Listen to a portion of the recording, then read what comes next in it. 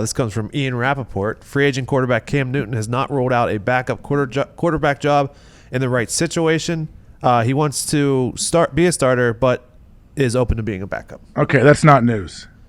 He hadn't come out and said that before, AJ. Hey, Diggs. Why don't whenever you talk and you say it's news, why don't you make it news, Diggs? It's news. Huh? Why don't you make it news? I'm just telling you what AJ Where said. did he say it before?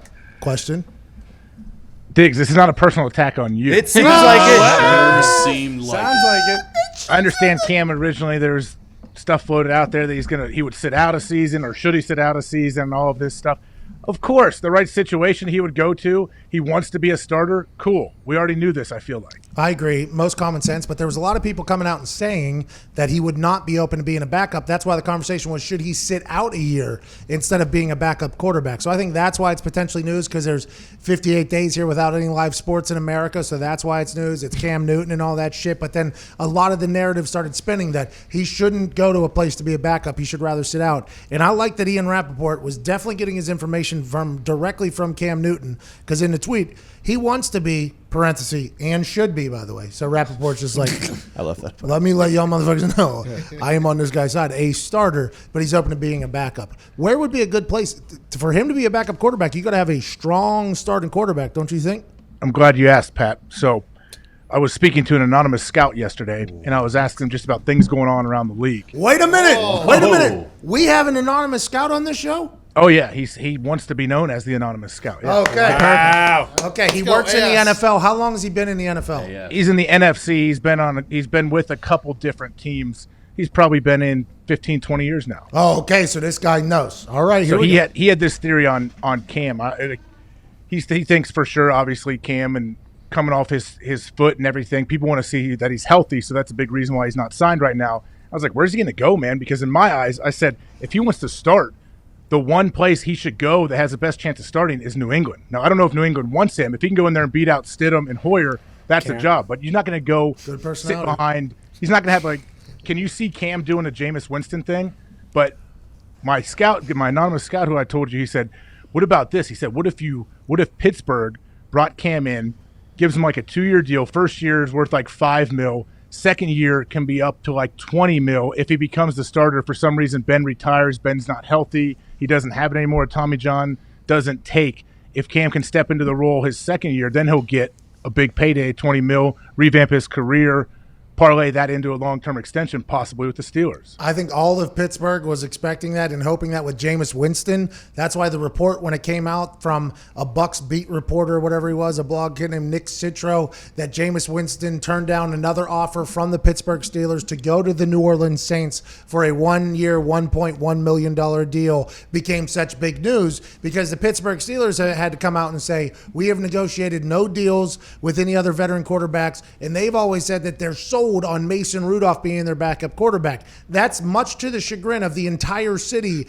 and its fan base saying we are not 100% sold on Mason Rudolph. So whenever the thought that Jameis was potentially going to be a Steeler, I think a lot of Pittsburgh Steelers fans were happy with this. I might be speaking out of pocket, but I think that's accurate. If Cam Newton was to come in there now, the thing that was said was, why would you want to piss off Ben Roethlisberger by bringing in a guy that could potentially compete for his starting job if he struggles a little bit? Ben Roethlisberger is that he sees hole 18 as well. The thought was, if you bring in Cam Newton, maybe he feels as if you're pushing him out. And although Madden is a video game, this isn't a video game. Players do have feelings and personal stuff like that. Maybe they thought that could potentially rub Ben Roethlisberger the wrong way. When they brought in Ben Roethlisberger's offensive coordinator, they got rid of anybody who has problems with Ben Roethlisberger. It feels like the Steelers are mounting up for a round Ben Roethlisberger run that they had hoped to do last year, this year. But if he gets hurt, which inevitably normally happens, they have to rely once again on Mason Rudolph. And if he gets hit in the head with his own helmet and throws some picks, Doc Hodges comes in. I think all of Pittsburgh would be like, yes, give us Cam Newton. But I think what's happening inside the organization is we don't want to piss off Ben, and this is Ben's run. Am I wrong in saying everything that you've heard as a Steelers fan? No, I think that's completely right. But I feel as a Steelers fan that if I was Ben Roethlisberger, just from a fan's point of view, like as the city views him, if he struggles for a little bit, I don't think the Steelers fans would call for Cam. Like I think they trust Ben enough that he shouldn't. I don't think so. I think it would create quite the drama in the circus if Ben came back and did not play well, and let's say weeks 1 and 2 he comes out and does not have good games. I think it would create a whole circus of problems. And have you seen the vlogs that Cam Newton's been putting out? There's going to be people that watch that. There's going to be local shows that are promoting that. They got this guy sitting on the bench. They got this going on. I mean, now granted, I think Cam Newton should be on a roster just like, parentheses, and should be a starter. Like, I honestly feel that. And Pittsburgh seems like the right situation, especially whenever it comes from like a smart, like, hey, we need a guy, especially what we saw last year. But I think their big thing is we don't want to piss off Ben at all. Let's give him an opportunity with everything on the table for Ben, which, by the way, I think a lot of Packers fans wish that the Green Bay Packers would done. Well, yeah, but if you're running a team, what is your job? Like, what's your responsibility? If you're the GM, you're the owner. Are you there to protect the feelings of your star players and make sure they feel comfortable and they're not upset? Or is it to set your team up for success now and in the future in case something happens like last year where Ben gets hurt, where you could have a guy that has played in the Super Bowl come in and be your quarterback? Great question. And I think a lot of people would say the reason why the Steelers didn't make the playoffs last year is because they didn't have a backup quarterback.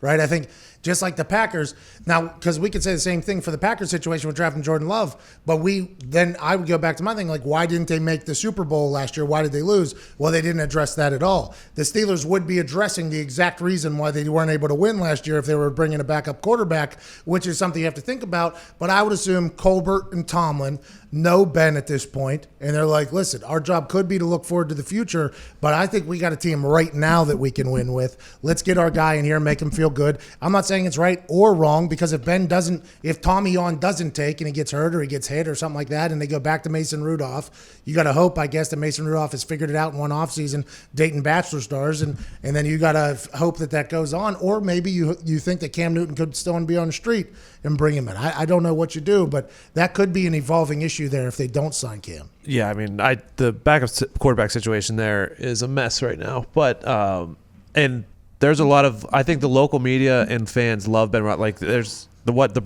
Bruce Arians said about Ben on the show earlier today is getting picked up by a bunch of local Pittsburgh places right now, just because it was good about Ben and that Ben's arm was previously probably hurt for more than a year. Blah blah, all that.